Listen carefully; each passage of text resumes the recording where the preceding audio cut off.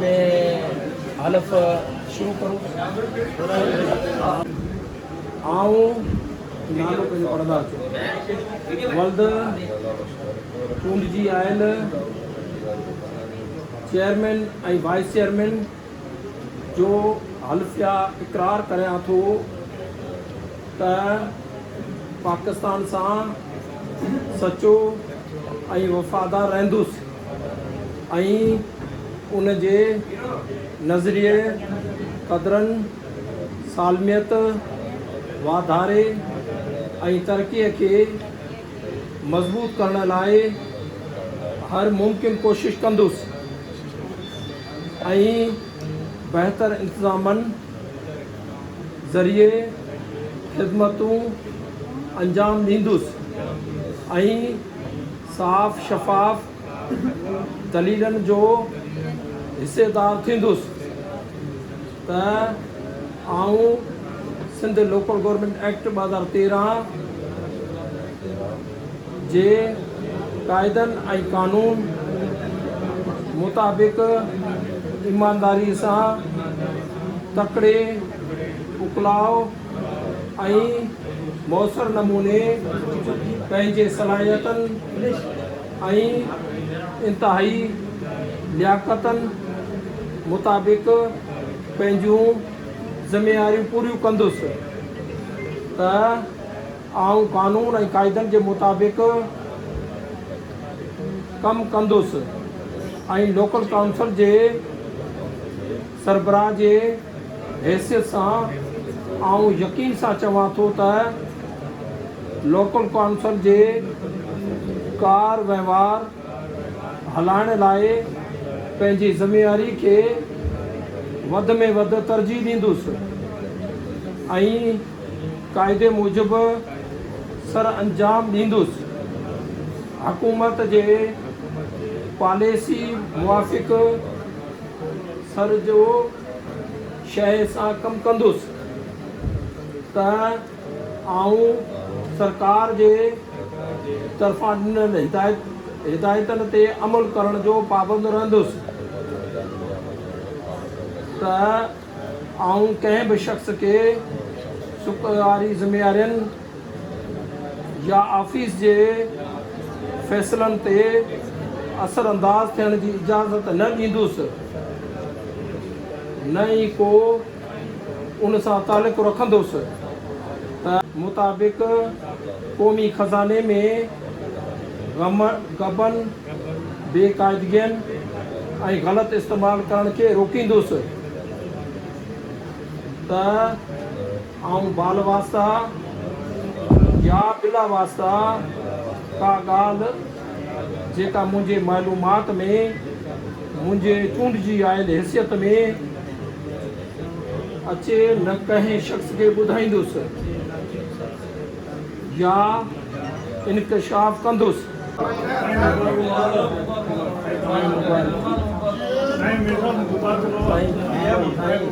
साईं मुबारक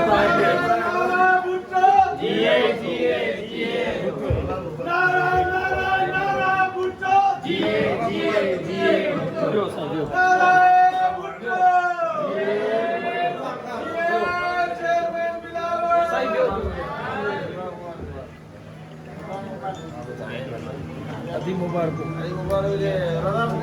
साईं मुबारक छा साहब तव्हांखे मुबारक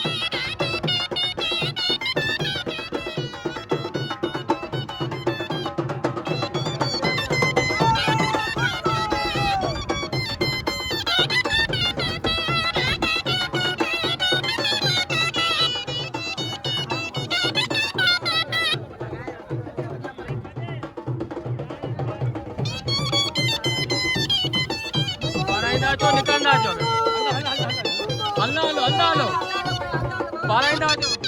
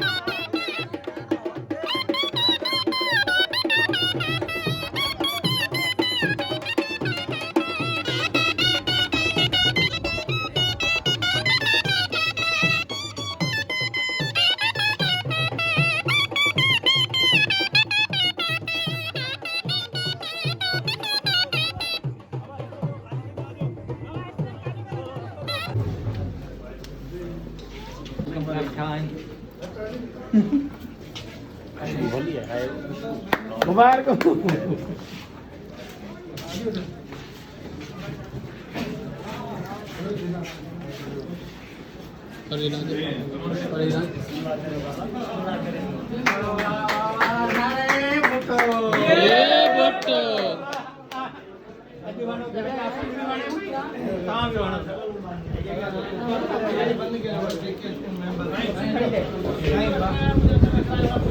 साईं